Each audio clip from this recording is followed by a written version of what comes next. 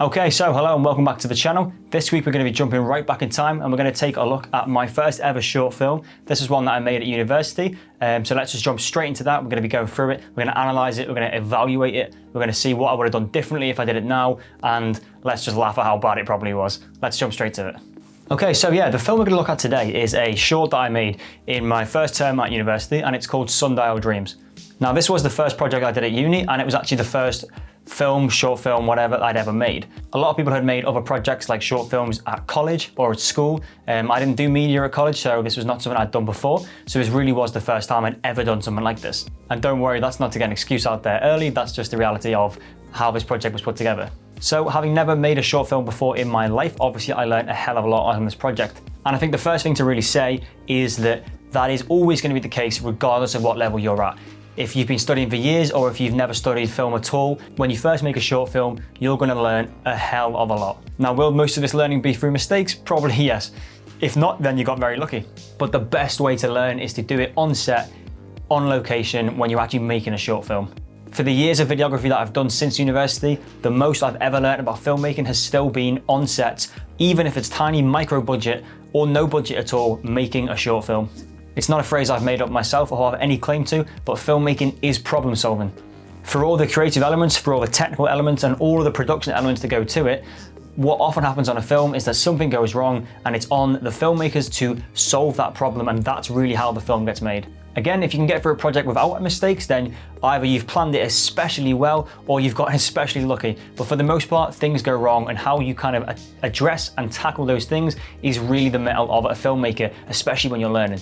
Now, one of the reasons that Hollywood feature films actually cost so much money is because of the time and planning that goes into these things to actually stop these problems from happening where possible. Now, that's not to say they don't happen, they absolutely do. If you look at any filmmaker, listen to any interview about, the production of a film, they will have countless stories of things that went wrong, people not turning up at the right time, people not doing the right thing or being in the wrong place, or any countless amount of things. This is to some degree unavoidable, and it is part of the process, so you've got to learn to try and enjoy it. But anyway, what we're going to do is we're going to watch the film. I'm going to watch it along with you, and I'm going to keep pausing it and discussing certain parts of the film when they come up and when they seem relevant. What I'm really interested, because I've not seen this project in a few years now myself, is just how quickly I'll be able to pick out elements of the film, certain things that I would have done differently or that I would, change if I could now. And to some degree, this is a pointless task. You're never going to be able to go back and remake all of your projects, and I would never suggest to even do that if you can, to be honest, as it's always better to push forward and make new things. But to really analyse what went wrong in this film and what went right as well, because there will be some positives in there, I think will be a really fun exercise. So let's jump straight to the computer and let's do it. So after a very janky setup where I've got the camera kind of set up on a speaker stand, let's jump straight into the film and see what you think. I'm going to put it on the screen as I show it, and we're going to pause it and talk about it here and there. Okay, so here we are with a rather janky setup. I've got my camera on top of a speaker stand because I haven't got a small enough tripod to fit on my desk in this setup. So apologies if it kind of moves around or you see any shake, but let's dive straight into the video. This is my first short film. We're going to be pausing it as we go along, and we're going to sort of discuss how and what I might change if I was to have done this now. So let's dive straight into it.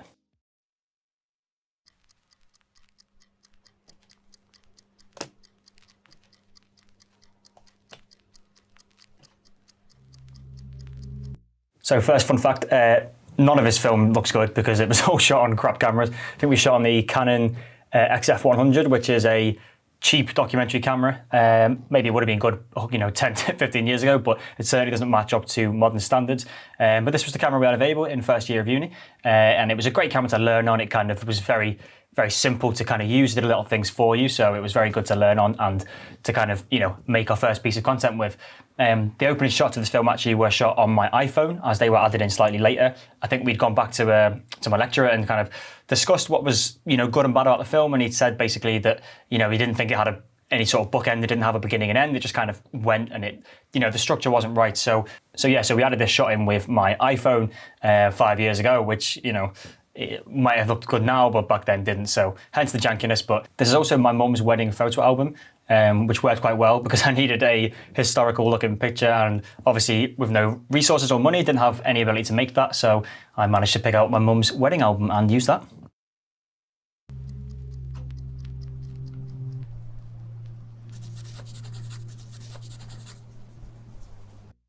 That title effect took me bloody ages. You'd think there was a preset for that on something, and I'm sure there probably is, but I was trying to be all kind of like learn how to do everything at the time, so that was done in After Effects, and that was actually hand-drawn paths around each letter that kind of then reveal themselves as it goes along. That took me far longer than it needed to, and was absolutely not worth doing. But, you know, it kind of looked okay in the film.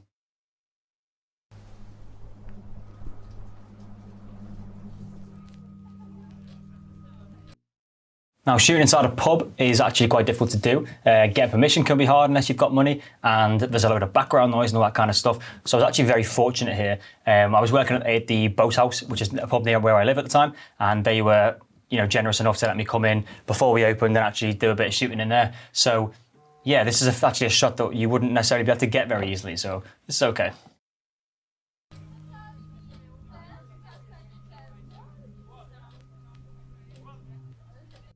So one of the first things I pick up on here is acting, and this is not at all a case of slag off the actors that were in this film, as these were both guys that were at my level. They were students, and they came in for free and helped me. But it's more a case of directing and actually realizing what they were and weren't doing that was right for the film. So as I kind of scroll back here, you can see straight away that you kind of get this glance towards the camera and stuff, and then these kind of looks in the wrong place. And, eye lines, something that I just wouldn't even have thought about at the time, but something that's very important in film. And, if I was to do that again, that would be one of the first things that I would have, sorted out, is getting the eye lines straight, making sure that we're rolling at the right time, making sure that no one's looking in the wrong place when the camera starts, because that's a massive no-no and looks very, very amateur.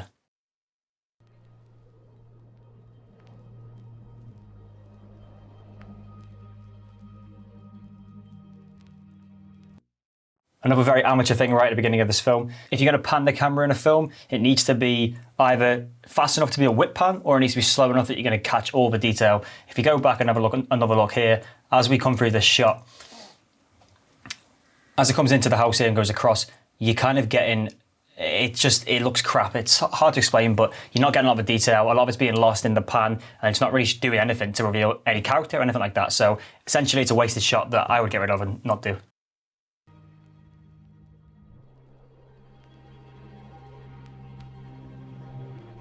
Now, these couple of shots here are actually framed pretty well. These are not necessarily something I would have done dramatically differently if I'd done that now. So I've not really got too much to comment on those shots. Now, I will say the colour grade is a little bit extreme. Being a colourblind person myself, or at least partially, colouring is always a little bit difficult. But there was some thought behind the colour grade of this and the tone of it and the kind of the earthy kind of nature feel. So maybe that comes across a little bit, maybe it doesn't, but at least it had a message and at least it was trying to do something.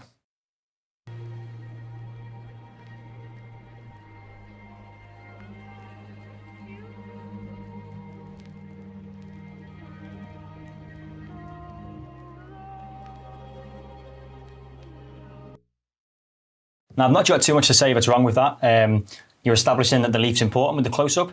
You're establishing that he's keeping it to himself, which is part of the story. So there's not really too much wrong with that. The only thing I would say, technically, because of the way those cameras shoot and the lack of depth of field that we created with them, when you're looking at the leaf, you're getting a lot of what's behind it, and it's a very muddled shot. It ends up kind of drawing your eye in the wrong place, and you're not necessarily looking at what I wanted you to look at. So if I was shooting this now on a better camera, on a better system, the only thing I'd really change is that you'd have a much bigger depth of field drop off, and therefore you'd really be drawn to the leaf. And I think that's all I'd really have in the shot at all. I'd probably go even tighter, and I probably would remove everything else with depth of field.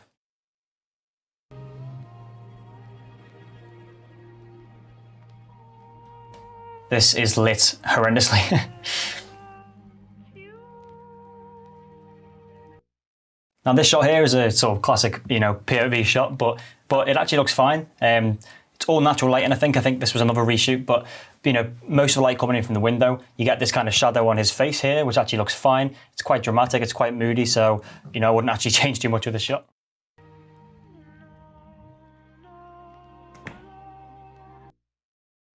Now, that was an effect that I was quite proud of at the time, something that I wouldn't necessarily be buzzing off now. It's a relatively simple thing that was done. But obviously, you're getting the POV from within the little bookcase thing that was in the shot. So what I've done was gone in with two pieces of paper, I think they were, or maybe they were books, and gone over the camera and literally kind of closed them over the camera lens like that to create that kind of black look. So if I go back here quickly, Obviously, it looks like we're inside that box, and then I'm closing the doors on it, but I think it was just 2 bits of, I think it must have been paper, and then coming back out with the same effect. So I think that works quite well, personally. Now, I said the shot before was the well lit. This one is the opposite. This is all the light from within the room. I think I must have had the skylights on only, which are just part of the room, and maybe another lamp, but his face should be lit here. There's no reason for his face to be in shadow. Unlike before, it's not dramatic, it's just bad lighting.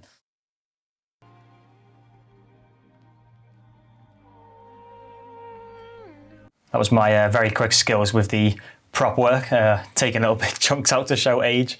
Not really what happens to the leaf, but as you were.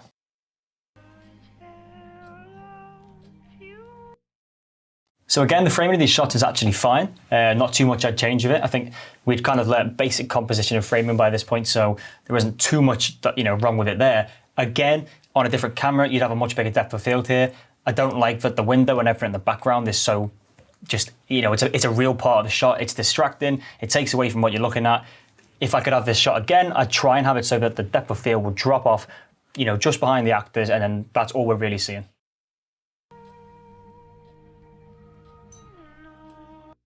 Now, it might have been accidental, but that shot with the glasses chinking with the candle behind it, I actually really like. I think the light behind it kind of looks through the glass, ends up being a really nice shot. So I'm not going to claim that was 100% on purpose, but it looks okay.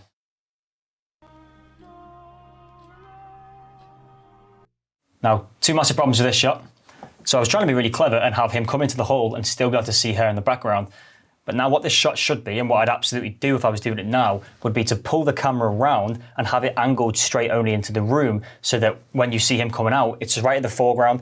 The way he is sort of center frame here, it leaves this massive space on the left of frame, which is completely pointless. Again, it's distracting. You're seeing a lot of stuff going on here. I think there's even maybe camera bags and stuff on the surface here, and my dog, which is very distracting to anyone. So again, point of the shot had somewhat of a good intention, but the execution of it is weak, and again, too many distracting elements.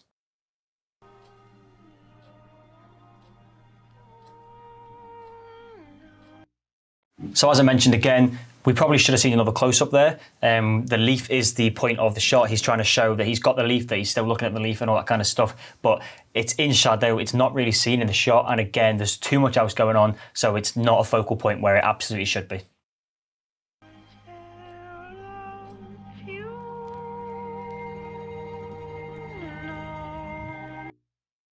So quick note, in the film, that is meant to be her getting, I think, exam results, like maybe the end of school, end of uni sort of thing. Massive problem with the film, that's not clear at all. There's really nothing to show that any time has passed between the last shot and this one. That's an issue, as this film is meant to be jumping in time. It's not necessarily so easy to do when you've got a limited budget or no budget at all, but a big fundamental flaw with this project was that there isn't really any clear jumps in time.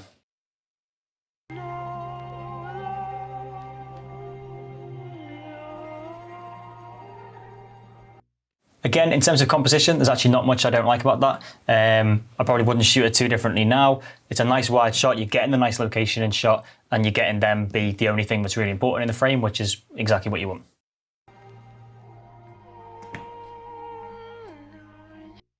Back to the well with that transition. Lucky I didn't overuse it at all.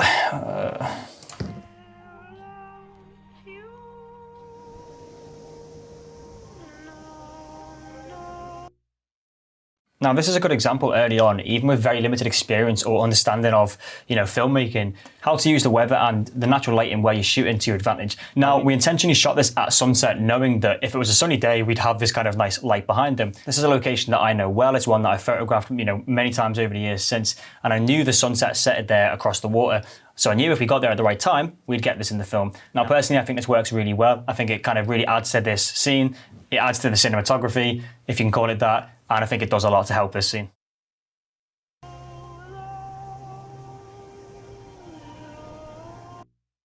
Now, this shot for me is an example of poor framing. You can see everything you're meant to see, but it's angled weirdly. There's no intentional motivation for where the camera is. So now we're kind of looking down on them, and you're getting this kind of almost from up high view of what he's doing, which just makes no sense. Again, if I was to have shot this now, I think I would have brought the camera much lower, tried to get a nice wide angle, maybe even looking up at them. So we're going to see what they're doing, but we're not going to have this kind of strange cut off at the top of the screen.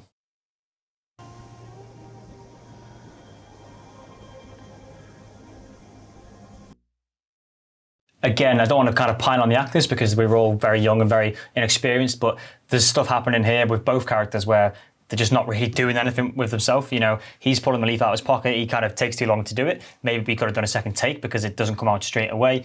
And, you know, the actress is kind of slightly uncomfortable, just kind of, you know, waiting for something to happen. You always want your actors to be doing something motivated in the scene. If they're meant to look awkward, it needs to be obvious that they're meant to look awkward. And if they're not meant to look awkward, they need to be doing something or focused on something.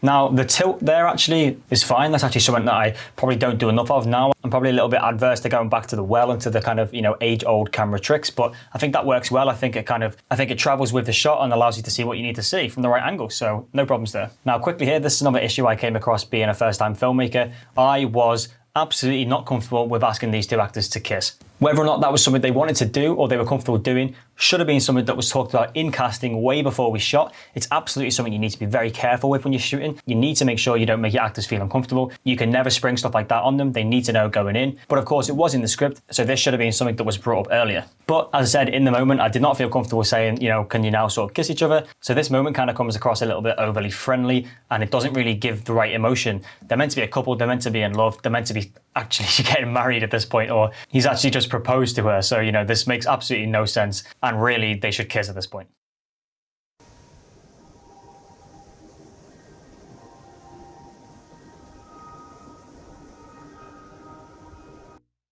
I actually quite like that shot because it goes handheld and kind of changes up the feel a little bit. Something that when I first started filmmaking, I again really didn't like doing. I was very set on need to shoot this way and have these kind of things. But the XF100 did have camera stabilization built in, so these kind of shots actually look fine, and they actually are something that I do a lot more of nowadays.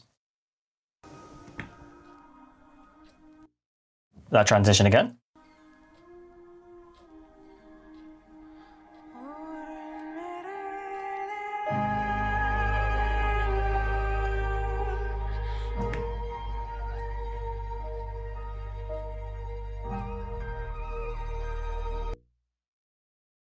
Now, again, I don't want to toot my own horn, but I actually think the kind of the bookend and the age progression in this kind of works quite well. I think it plays very, very obvious that this is meant to be him, you know, putting this away, and then it's him in the future as he's a lot older, getting it back out again, and I think that kind of actually works quite well. We were really lucky to be able to go back to the same location just because it's quite local to where I live, and get very, very different weather for the shoot. Now, this is one of those things that just kind of worked out a little bit luckily, but it being rainy, it being overcast kind of makes this scene feel very, very different to the ones before, and it actually has the right feel for what the scene's meant to be. This is meant to be him a lot older, having lost his wife, and, you know, only kind of having this leaf as a memory of her and what he didn't do. So the fact that we're getting this kind of weather and this kind of feel for this scene now actually pays off really well. And again, I'm trying to match the cinematography, so I'm using shots that are similar to the ones we've done before. Again, this is a technique to kind of try and show that this is the same people or the same person, and to kind of, you know, build a little bit of familiarity in the scene.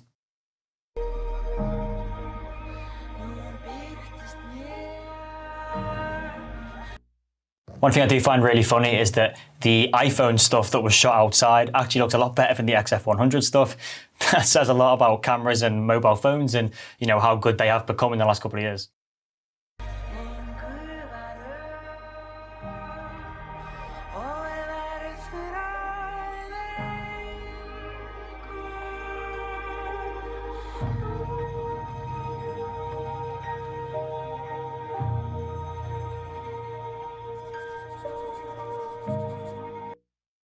Now, I was going to say I actually really like the cinematography here. I think the way that the camera kind of pans down to that leaf then again, and he leaves it behind, I think that works really well. It's a shame that I chose to stick on this shot and have the logo come up because that looks horrible. But yeah.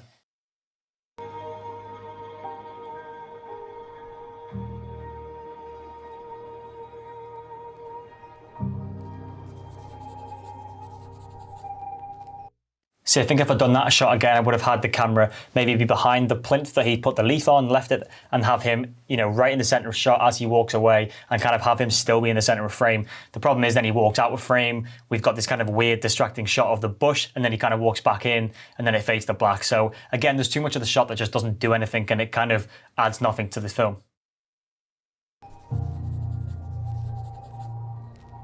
You see, I gave up on actually doing the scribble effect for everything else because it was very time consuming. So yeah, I found that really interesting looking back at that film. There's a lot of things, as you'll have seen, that I would change with it and I would do differently if I was to shoot it now. But there's actually quite a lot of things that I like in that film. I don't know if that's a bit of a, me just liking it because it's mine and because it was my first film, a bit of a rose-tinted glasses situation or what. But actually, I think a lot of it worked. You always have to keep in mind what you're working with. This was a zero-budget film that we shot in a day. Apart from the reshoots where we came back and did it again. These were all student actors. These were people my own age at the time and my dad's friend who was in the film. So there is only so much you can actually expect from them as actors as well. But as I said before as well, my direction would have been lacking if really there at all. And this is absolutely something that would be different now, hopefully. The things that really stood out to me were mainly framing and composition issues. As we described going through it, there are far too many shots in this film where there are distracting elements or things that, I don't want you as a viewer to be looking at, but you are looking at because they're in the shot and they're not taken out. As I described a few times when we were going through it, there's shots where if I just put the camera in a different place, and even more so if I actually had the ability to have kind of depth of field and a rack focus, where we could have really had the viewer be actually staring at the thing I was meant to be staring at and not at the whole scene. This is something that a lot of beginner filmmakers do, and it's something that I did and probably kept doing for a while after this film. You have to always bear in mind that the camera is the only thing the viewer can see. No matter what you can see when you're directing the film, when you're stood, beside the monitor now or nothing there, you might see everything that's going on and what the actors are doing and everything that's kind of needs to be there, but the camera is only seeing the one thing, and the one thing is what the viewer sees. So if you're doing a shot where, you're trying to highlight one item where someone's holding up a thing, then, that needs to be the only thing in the shot, really. There is an example in the film of it done quite well with the phone where, it's a kind of top-down look at the phone and all you can really see is the phone. It's almost the full frame and there's nothing else kind of distracting in the background. If I hold my phone here, it's not the main thing in the shot and it's not really going to draw your eye. But if I put the phone here and, hoping the camera actually focuses on it, you'll see a lot more of it and it'll probably be what draws your eye in the shot as I will go out of focus. That's a really bad example, but the point is you need to only have in the shot what you really want to be in the shot. This means you've always got to be taking real care of your background, of what is in the shot. It's a good idea if you have time to stand and look at the composition of a shot on the camera, on the monitor, and really check what's in it. Look at the bits you're not meant to be looking at. You might have your two actors, either side of the frame. You need to look at what's in the background and make sure there's nothing there that you don't really need or want to be there. So yeah, those were the main things that I picked out from the film. I think those were the real things that I'd change now: framing, composition, and my own direction. I was actually quite fortunate with the music because it played quite a big part of the film. It kind of really established a tone and the kind of underlying theme for the film. Some of you might notice the song. The song is by a band called Sigur Rós. And when I was looking for music to make this film, I actually came across their website, which has a bit on it that says all of their music is not royalty free, but it's allowed to be used for student projects. Basically, the band's saying that if you want to use their music for a creative, non-profit purpose, then go for it, which was an absolute godsend for me because it allowed me to have great music in my film for free. Now, this is obviously not something that you'd have very often and not something that I've ever had since. So, if I was to do it again now and I wasn't going to use this song, or I wanted to kind of, go and try and make some money off this project, I'd have to bring a composer in. But I think it's a really good baseline for what the film is trying to do. One funny aside you might have noticed is the project on YouTube was actually 7.5 minutes long when the film was only 3 minutes long. That was me trying to be arty and having the actual song play out. I think because I was getting it royalty free essentially, I thought, let's just have the whole song be on YouTube as well and kind of play out at the end of the video. No one watched it, no one cared, so it was completely pointless. And one last thing that I probably should have mentioned right at the beginning, but I actually left out intentionally because I was hoping people would think about it and maybe have picked up on it. There is no dialogue in this film. Now, that was actually completely intentional and it was one of the parameters that was set by our university, by our lecturer for this project. I think at the time none of us really got it, but actually looking back, it was a great first project to make as it really made you focus on the other elements of filmmaking. As I've said in previous videos, when you first start making content, sound quality is difficult, and actually to take that out of the equation completely was really freeing and actually meant we had to focus on the other, more important parts of the project. So I'm going to leave a full link to the film in the description below if you want to check that out properly without me stopping and starting all the time. But I think it was really interesting to have a look back at that and actually to kind of, see how far I've grown, hopefully, over the years and kind of, what I learned from this project. So that was my first short film, SunDial Dreams. I hope you've enjoyed taking a look through that. I know I've certainly learned a lot and actually it was very, very interesting to go back and kind of analyse and pick apart that film. So yeah, I hope you enjoyed that and I'll see you back next week where I think I'm going to talk about some of my other work that I've done in the past, maybe how I got into videography and kind of try and build up a bit of a background to who I am and what my job is. See you then.